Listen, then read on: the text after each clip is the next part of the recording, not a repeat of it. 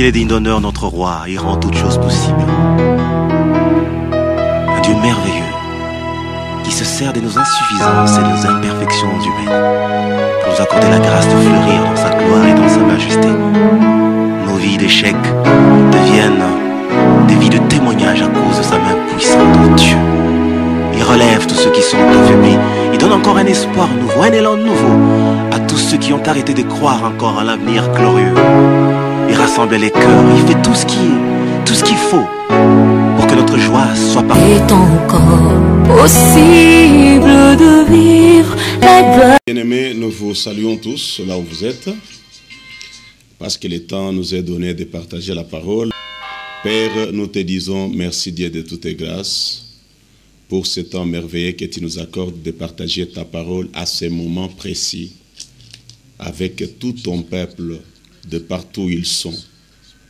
Tu connais tes enfants, tu connais leurs problèmes et leurs situations. La Bible nous dit, tu as décidé de sauver le monde par la folie de la prédication. Seigneur, nous savons c'est par la parole que tu nous donnes et tu nous montres le chemin à suivre pour arriver à notre restauration. Seigneur, maintenant laisse que le Saint-Esprit puisse agir, que le Saint-Esprit puisse convaincre, que le Saint-Esprit puisse donner un bon entendement pour ta parole.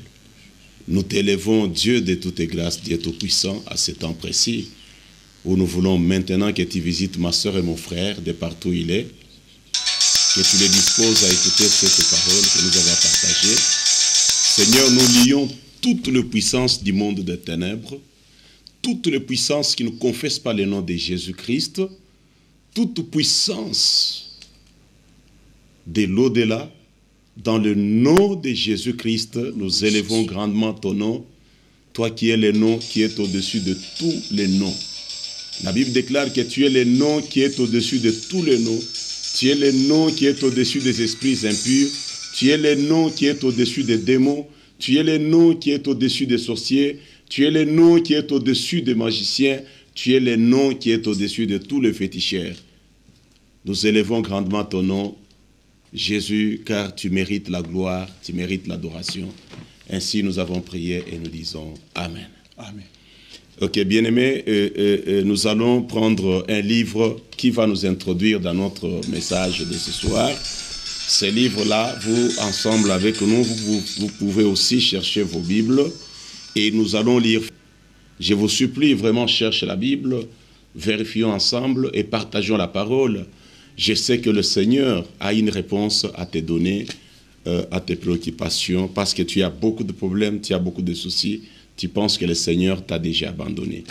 Nous prenons les livres de Juges, chapitre 6, du 12e au 13e verset. Nous lisons au nom du Seigneur Jésus-Christ. Amen.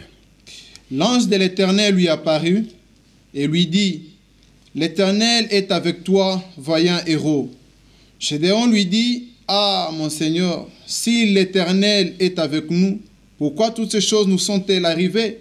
Et où sont tous ces prodiges que nos pères nous racontent quand ils disent, « L'Éternel ne nous a-t-il pas fait monter hors d'Égypte? Maintenant l'Éternel nous abandonne et il nous livre entre les mains de Madian. Amen. » Amen. C'est une bonne parole que j'ai eu à partager avec ceux-là qui me suivent sur Facebook. Si nous connaissons votre numéro Facebook, nous allons commencer aussi, votre adresse Facebook, on va commencer à vous envoyer aussi les messages par Facebook. Nous les faisons chaque jour. Ici, on parle de Gédéon, cet homme qui appartenait à une tribu, cet homme qui était israélite, mais la Bible nous montre clairement, avant qu'on parle de l'apparition de l'ange dans la vie de Gédéon, lorsque vous prenez toujours Juge là, chapitre 6, vous commencez à partir de verset 1, vous allez voir pourquoi Gédéon a dit cela. Pourquoi Gédéon a dit tout ce qu'il a dit. Parce que dans tout ce que Gédéon a dit, vous allez voir que nous allons retirer trois choses ou trois éléments très importants qui sont sortis de la bouche de Gédéon. Mais lorsque nous remontons pour bien comprendre l'histoire, c'est-à-dire il y a eu un moment dans la vie des enfants d'Israël où une autre tribu est montée. La Bible dit, lorsque Israël pouvait s'aimer, Madian montait et détruisait. Et il ne resta ni bétail, ni bœuf, ni âne, ni quoi que ce soit. Même les productions étaient détruites par les ennemis d'Israël. Par production, bétail, je ne sais pas, le bœuf et les autres, ces choses dans le temps ancien, ça constituait une richesse pour une famille et pour une personne. C'était ces choses-là, le bétail, le bœuf, les ânes, les productions, c'était des produits de la terre. Alors, pendant qu'Israël s'est démené pour produire, mais il y a un autre peuple qui montait pour détruire tout ce que Israël faisait. C'est alors qu'en voyant cela, un jour où le peuple d'Israël, parce que la Bible nous dit encore, lorsque vous allez au verset 1 et 2, on dit tellement que le Madianite avait attaqué Israël en détruisant tout ce qu'Israël faisait. Alors, Israël n'avait pas d'autre moyen que de se cacher dans les grottes, se cacher dans les fosses. Alors, il se retirait là-bas pour se cacher, parce qu'il n'avait pas la puissance ou la force d'affronter Madian. C'est dans cette situation, en comprenant l'histoire, une situation de désespoir, une situation où le peuple madianite s'est montré très puissant par rapport à Israël, qu'un jour, que Gédéon était en train de travailler, un ange va lui apparaître en l'appelant vaillant héros.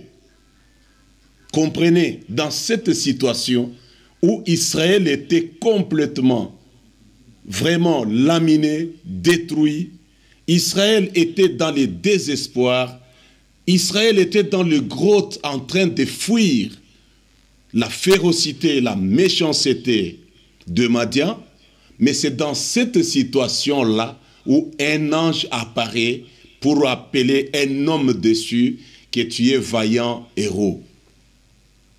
Je sais, la fois passée, j'ai parlé sur les anges, je crois sur Facebook, sur les anges, nous avons dit que les anges étaient les esprits au service de Dieu, envoyés pour aider ceux qui doivent hériter le salut.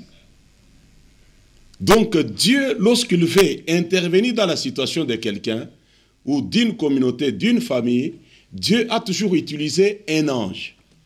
Il envoie un ange en tant qu'un esprit. Je sais qu'il y a d'autres contextes et d'autres dimensions, là on peut parler des anges. L'ange comme serviteur de Dieu, l'ange comme la parole de Dieu.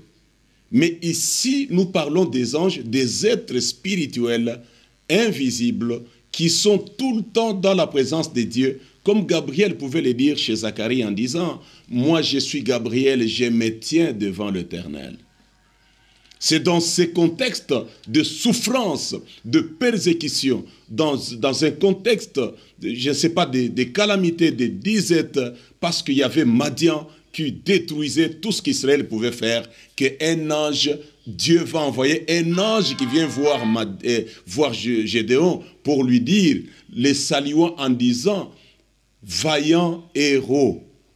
Écoute maintenant la réaction de Gédéon. Cette réaction qui est tout à fait naturelle et normale lorsque nous voyons les contextes dans lesquels un ange lui apparaît. Il l'appelle vaillant héros et Gédéon réciproque en disant, il dit, moi vaillant héros, ce n'est pas vrai, ce n'est pas possible. Comment je peux être vaillant héros aussi longtemps que nous sommes sous la persécution? Et nos pères nous ont toujours parlé des prodiges. Le Père aujourd'hui prenait l'image de Père spirituel, les personnes qui prêchent la parole, qui disent toujours que Dieu est capable d'agir, qui disent toujours aux fidèles que Dieu fait des miracles, Dieu fait toujours des prodiges. Mais comprenez une personne qui est dans une situation tout à fait compliquée. Gédéon dit, comment je peux accepter ça? Parce que je ne vois plus encore. Même les prodiges dont nos parents nos pères, il a dit nos pères nous ont raconté le miracle que Dieu a fait avec eux en les tirant de l'Égypte. Et si réellement moi je suis vaillant héros, pourquoi toutes ces choses nous arrivent-elles? Voilà une question très importante. Je sais même toi là où tu es, c'est la même question que tu te poses. J'ai entendu les pasteurs parler. Comment Dieu fait les miracles. Comment Dieu peut sauver. Les pasteurs ont toujours parlé. Mais moi, dans cette situation où je suis, est-ce que je peux croire encore aux prodiges de Dieu que les hommes de Dieu sont en train de parler? Et Gédéon est arrivé à une conclusion selon laquelle, non, si c'était vrai, si moi j'étais vaillant héros, mais moi je sens que Dieu nous a abandonnés. Il a conclu comme ça, que Dieu nous a abandonnés. Même toi, cette nuit où je parle, bien-aimé, je suis sûr que tu es dans la même situation qu'Israël, où vous sentez que tout ce que tu es en train de s'aimer, il y a une autre puissance qui est en train de détruire. Toutes tes productions, tout ce que tu faisais, sont en train d'être détruits. Tu te retrouves dans une situation telle qu'à un certain moment, tu doutes même de la puissance de Dieu, qui prêchent les hommes de Dieu, qui prêchent les pasteurs dans des églises. Tu te dis, ils ont toujours parlé. Mais moi, pourquoi je suis comme ça? Et pourtant, j'entre à l'église. Et lorsque vous allez plus loin, Gédéon dit, je suis le plus faible. Moi, je suis faible. Et j'appartiens à une tribu qui n'a pas de valeur. Mais écoute, bien-aimé, je voudrais que ce soir tu puisses comprendre, tu es sur les lits, lorsque tu regardes tout autour de toi, les événements malheureux que tu es en train de vivre, ce qui t'arrive dans ta vie, lorsque tu vois toutes ces choses et tu sens en toi-même quelque chose qui te dit, je pense que Dieu m'a déjà abandonné. Je pense que moi, je ne vaux rien. Est-ce que moi, je suis un vaillant héros? Alors, ce soir, Dieu m'a donné un message à partager avec toi, là où tu es, pour te dire que certainement, tu es vaillant héros. Amen. Certainement, tu as été créé comme vaillant héros. C'est par toi que ta famille aura la victoire. C'est par toi que ta famille sera sauvée. C'est par toi que ta famille sera bénie. Je pense que tu n'as pas bien compris. Tu penses que je parle à une autre personne. Non, non, je parle à toi qui me suis présentement là. Tu es un vaillant héros. À partir de la création, quand Dieu t'a créé, lorsque tu es venu dans le monde, en toi, tu avais déjà la sémence de victoire. Tu avais la sémence d'un héros. Là où tu es tout un héros. Un héros tout fait. Mais il y a des choses qui font que tu ne puisses pas vivre cela, que tu ne puisses pas expérimenter cela. Alors tu vois qu'ici, Gédéon voit d'abord sa faiblesse. Deuxièmement, Gédéon trouve que si réellement Dieu existe, si nous sommes avec Dieu, tous ces événements malheureux ne pouvaient pas nous arriver. Et troisièmement, il conclut, je pense que Dieu nous a déjà abandonnés. Voilà pourquoi le Saint-Esprit m'a envoyé pour te dire ce soir que non, tu n'es pas faible. Deuxièmement, les circonstances qui t'arrivent, le malheur qui t'arrive, la Bible déclare, le malheur atteint souvent le juste, mais l'Éternel l'en délivre toujours. Amen. Dieu va te délivrer de tous ces événements. Il n'y a pas de raison pour que tu retires ta confiance en Dieu, pour que tu penses que Dieu vous a déjà abandonné. Le silence de Dieu ne veut pas dire son absence. Si Dieu est silencieux, il ne pense pas, il ne faut pas penser que Dieu est absent dans ta vie et que Dieu ne te voit pas. Non, bien-aimé, la Bible nous dit que Dieu est fidèle. Lorsque vous lisez dans 2 Timothée chapitre 2, le verset 13, je crois que la Bible nous dit très bien que Dieu reste fidèle, même si nous sommes infidèles. Mais lui, il ne peut jamais se réunir. Dieu ne t'abandonnera pas.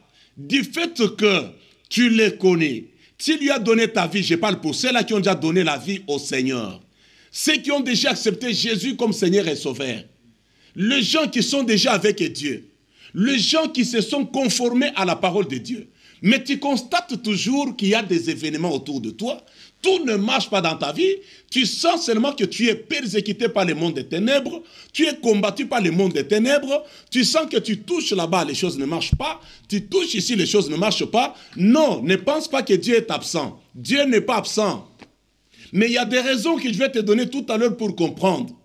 Et enfin, je vais te montrer que tu es un vaillant héros. La première raison qui peut faire que vous sentez l'oppression de l'ennemi et que l'ennemi a vraiment l'ascension sur ta vie et même sur votre famille. La première raison, je ne dis pas que c'était ça la raison de Gédéon. La première raison, c'est le péché. Le péché reste une première cause qui peut faire que nos ennemis peuvent avoir de l'ascendance et de la prédominance sur ce que nous faisons et même dans notre vie. Le péché d'abord. Le péché ouvre la porte aux ennemis. Tu vas voir que même si tu entres à l'église, même si tu pries, mais aussi longtemps que tu es dominé par un péché, ou toi-même lorsque tu regardes, tu sens que véritablement je suis dans le péché, je ne marche pas bien dans la volonté de Dieu. En ce moment-là, ça ouvre la porte à tes ennemis. Ça ouvre la porte aux puissances démoniaques qui vont avoir une main puissante et une main forte sur ta vie et sur tout ce que tu es en train de faire. Et d'ailleurs, je pense, même au chapitre 6, là au verset 1, c'est ce qui est dit lorsque Israël a abandonné le Seigneur. C'est comme ça que les histoires ont commencé. Quand Israël a abandonné le Seigneur. Bien aimé, la vie du péché, c'est une vie qui empêche la protection de Dieu dans notre vie, mais qui ouvre la porte. Ça ouvre la porte à nos ennemis, aux puissances sataniques et démoniaques qui peuvent avoir la domination, avoir la prédominance sur ta vie, et ça permet à l'ennemi d'être puissant dans ta vie. Voilà la première raison. Ça peut amener les ennemis à être puissants dans ta vie. Pourquoi? Lorsque nous allons dans la Bible, quand vous prenez le livre de Proverbes chapitre 3, le verset 33, lorsque quelqu'un est dans le péché, d'abord il a un problème avec Dieu. Lorsque quelqu'un vit dans le péché, en ce moment-là, Dieu, c'est la première personne qui va d'abord te maudire. Tu vivras sous la malédiction de Dieu. Tu vas te retrouver dans la malédiction de Dieu. Parce que la première personne qui maudit une personne, c'est Dieu. C'est Dieu d'abord qui maudit une personne. Lorsque Dieu t'a déjà maudit, et Dieu maudit pourquoi? Les raisons qui font que Dieu puisse maudire une personne, parmi les raisons, la première raison, c'est le péché. Parce que le péché, lorsque quelqu'un marche dans le péché, tu te fais ennemi de Dieu. Et là, maintenant, Dieu ne sera plus ton ami, il devient un ennemi. Quoique Dieu n'est pas ennemi de la personne comme telle, mais des œuvres que tu es en train de faire. Les actions, le péché que tu commets, Dieu est le péché. Et lorsque quelqu'un vit dans le péché, immédiatement tu es automatiquement sous la malédiction de Dieu. Et ensuite, maintenant peut venir la malédiction des hommes. Je vous dis qu'entre la malédiction des hommes et la malédiction de Dieu, la première malédiction, la plus fatale, c'est la malédiction de Dieu. Parce que, écoute ce que la Bible dit. Lorsque un homme a des problèmes avec un autre homme, Dieu peut intervenir. Lorsque toi tu as des problèmes avec un autre homme, avec une autre personne, Dieu peut intervenir, Dieu peut trancher. Mais lorsque un homme a des problèmes avec Dieu, qui tranchera? Qui tranchera? Lorsque toi tu as des problèmes avec Dieu, si Dieu n'est pas de ton côté, en ce moment-là, bien-aimé, tu seras sous la malédiction parce que le péché amène quelqu'un sous la malédiction. Et cette malédiction, la première malédiction vient de Dieu. Ici, je voudrais vous rappeler l'histoire de Balaam avec Balak. Vous voyez que quand Dieu n'a pas maudit, c'est difficile que ta tante te maudisse. Lorsque Dieu ne t'a pas maudit, c'est difficile que ton ennemi puisse te maudire. C'est difficile que les sorciers de la famille, même s'ils se réunissent, qu'ils puissent t'attaquer et te vaincre. C'est impossible, bien-aimé, c'est impossible. Si tous ces gens-là, vous entendez aujourd'hui les gens qui pleurent, non écoutez, moi je suis ensorcelé, moi je ne comprends pas, on me combat, on fait ceci. Les combats c'est normal, la Bible reconnaît qu'on vous fera la guerre, mais on ne vous vaincra pas. Les combats peuvent être là, mais celui qui est avec Dieu, celui que Dieu n'a pas maudit, même si le combat vient, le combat ne fera rien dans ta vie. C'est pourquoi tu as vu, quand Balak a compris ces choses, Balak a appelé Balaam, il dit, viens, maudis-moi ce peuple. Il savait que comme Balaam était prophète, maudis-moi ce peuple. Mais quand Balaam vient pour maudire, Écoute maintenant, Dieu s'était devant Balaam pour lui dire, tu ne dois pas maudire que c'est... Donc, tu ne peux pas maudire celui que moi je n'ai pas maudit.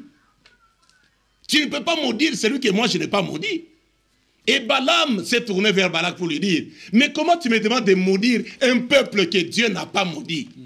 Un peuple qui est béni de Dieu. Comment je peux maudire celui que Dieu n'a pas maudit?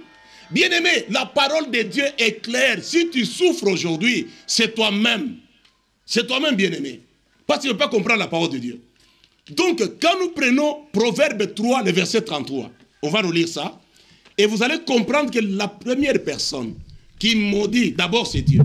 C'est pourquoi ça fait vu qu'avec Ninive, lorsque Ninive s'est retrouvé dans le péché, donc Dieu avait déjà prononcé une parole, Dieu était déjà prêt, il avait déjà le projet de destruction de la ville.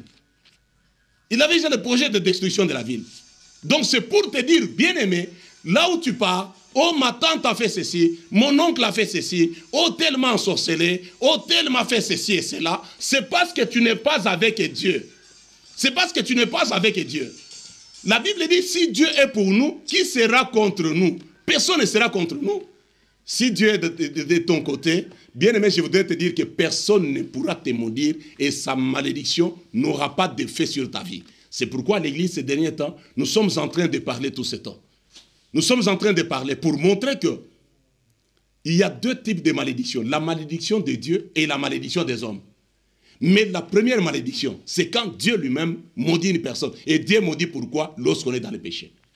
Lorsqu'on est dans le péché, automatiquement on est sous la malédiction de Dieu. Même si les hommes n'ont pas prononcé la malédiction, tu es sous la malédiction.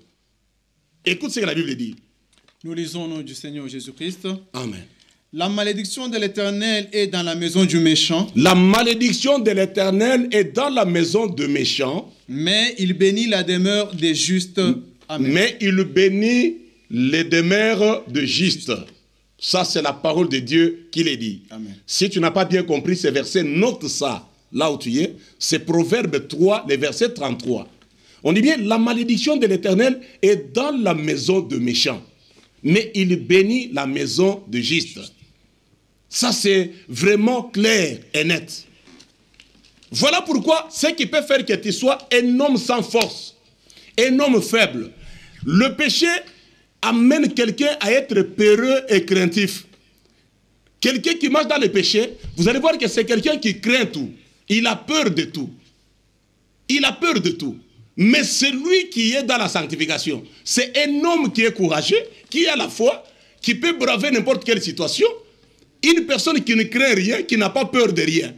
Donc voilà la première chose qui peut faire que tu sois un faible. Ce qui peut faire que tes ennemis soient forts sur ta vie. Et ils peuvent même détruire tout ce que tu es en train de faire dans ta vie. C'est pourquoi tu vois tes projets n'aboutissent toujours pas. Ça, c'est le premier point le plus important. Et nous évoquons encore quelque chose qui peut affaiblir quelqu'un. C'est le manque de confiance dans le Seigneur. Manque de confiance dans le Seigneur. Si les Daniel, les Shadrach, Meshach, Abednego, tous ces gens-là, Dieu a réussi à les sauver de là où ils étaient. Lorsque vous lisez, on va vous dire que quand le roi est venu, il dit, votre Dieu en qui vous avez eu confiance. Confiance. La confiance et la foi marchent ensemble. Amen. Heureux ceux qui espèrent dans l'Éternel. Ceux qui ont la confiance dans l'Éternel. C'est pourquoi le roi pouvait dire quelque part, confiez-vous en l'Éternel. Lorsqu'on se confie, lorsqu'on a confiance en Dieu, on croira que quelle que soit la situation, mon Dieu est là, mon Dieu va agir. Mais revenons d'abord au premier point qui regarde le péché. Tu te demandes là où tu es présentement, tu te dis, mais qu'est-ce que je peux faire? Parce que je suis déjà dans les péchés, j'ai commis toutes sortes de péchés, je fais des choses abominables, je fais des choses qui ne cadrent pas avec la volonté de Dieu, mais comment je peux sortir de la malédiction? Vous savez, lorsque nous allons dans la Bible, vous allez trouver que cela peut venir, que ce soit chez un serviteur, même chez un fidèle. Nous voyons le cas de Josué. Dans le livre de Zacharie, chapitre 3, la Bible déclare très bien que Josué, qui était un sacrificateur de Dieu, il s'est retrouvé à un certain moment avec des habits sales. Il avait des habits sales. Et cela l'a rendu malheureux, parce que le péché rend toujours malheureux. Et en ce moment-là, Satan était à sa droite, en train de l'accuser. Au lieu que Jésus soit à sa droite, c'est Satan qui est à sa droite, parce qu'il avait les habits sales. Et nous voyons cet homme qui était aveugle, qui avait un manteau. Le manteau qui le couvrait. Et cet homme marchait avec son manteau toutes les années. Il a fallu qu'il rencontre Jésus-Christ pour avoir la capacité de sortir, d'ôter ce manteau là-bas, pour recouvrer la vie. C'est ce qui a fait ce manteau qui a fait que cet homme soit aveugle et que cet homme soit mendiant. C'est le manteau qu'il avait. Bien-aimé, il ne faut pas chérir un péché. Lorsque le péché est dans la vie, écoute d'abord, je voudrais vous parler de certaines sources du péché. D'où vient le péché? Premièrement, le péché vient de Satan. Lorsque nous allons dans la Bible, vous allez voir dans Genèse chapitre 3, on dit bien que ces couples-là, Adam et Ève, ils vivaient bien dans le jardin d'Éden, en communion avec le Seigneur. Jusqu'à ce que le jour où le diable est venu sous forme de serpent, il est venu, il les a entraînés dans le péché. C'est comme toi. Le péché qui te domine maintenant, qui t'empêche d'être béni. Le péché qui t'amène la malédiction. Le péché qui t'affaiblit, qui te rend faible. Ces péchés-là viennent d'abord de Satan. Il y a deux péchés qu'on peut avoir, que le monde des ténèbres peut vous envoyer, parce que le monde des ténèbres voit bien que toi, tu es un homme qui peut devenir un héros. Un homme qui peut sauver sa famille. Un homme qui peut amener la bénédiction dans sa famille. Un homme qui peut être vraiment béni. Mais vous allez voir que les sorciers connaissant cela, ils peuvent t'entraîner dans un péché où toi-même tu es incapable de t'abstenir. Incapable. Même quand je parle comme ça, tu te dis, c'est vrai, ça c'est la vérité. Incapable de t'abstenir de ces péchés là-bas. Inoculé par le diable. Inoculé par le sorcier dans ta vie. Parce qu'ils savent que tu es un héros. Ils savent que toi, si seulement tu es sans péché, si tu marches dans la sanctification, dans la crainte de Dieu, dans l'obéissance de Dieu, tu seras un héros, tu es un homme puissant, tu peux amener ta famille, amener ta vie toi-même à la victoire et tu peux être béni et plusieurs seront bénis à cause de toi. Voilà pourquoi la première source du péché, c'est Satan. Et la deuxième source de péché, lorsque Satan inocule le péché, les gens qui reçoivent le péché, les gens qui vivent dans le péché, ce péché peut devenir maintenant l'hérédité pour les enfants que vous allez mettre au monde.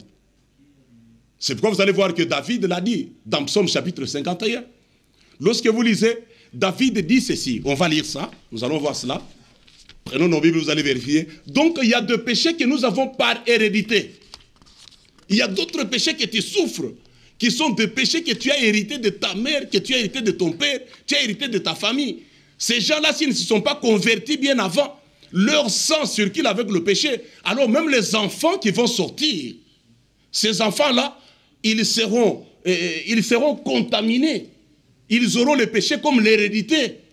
Et ils seront incapables, sans la délivrance, de sortir de ces péchés-là. Écoute ce que David dit. Nous lisons le psaume 51, le 7e verset, au nom du Seigneur Jésus-Christ. Voici, je suis né dans l'iniquité, et ma mère m'a conçu dans le péché. Amen. David a reconnu, quand il a péché, il dit à Dieu, écoutez, voici, je suis né dans le péché, et ma mère m'a conçu dans l'iniquité.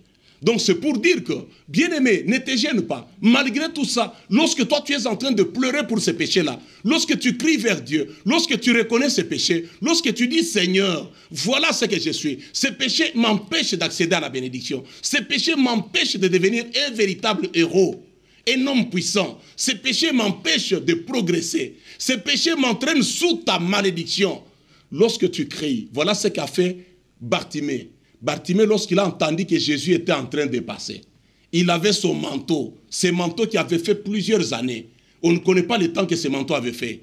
Mais quand il a entendu que Jésus passait, ce qu'il a fait, c'était seulement de crier. De crier. Dieu connaît la source de péché. Mais il veut que toi-même, tu puisses d'abord élever la voix. Comme Paul pouvait élever la voix, il a dit, qui me délivrera de ce corps de mort? Qui me délivrera? Alors, lorsque toi tu cries, lorsque tu demandes à Dieu, lorsque tu sens et tu comprends la conséquence de péché dans ta vie, c'est que le péché est en train de faire dans ta vie, et tu commences à crier, tu regardes comment le péché t'entraîne sous la malédiction de Dieu, en sorte que tu ne peux pas être béni, et que les ennemis maintenant, ça ouvre la voie à tes ennemis pour entrer dans ta vie, et le péché t'affaiblit. D'héros que tu es, le péché t'affaiblit, te rend faible.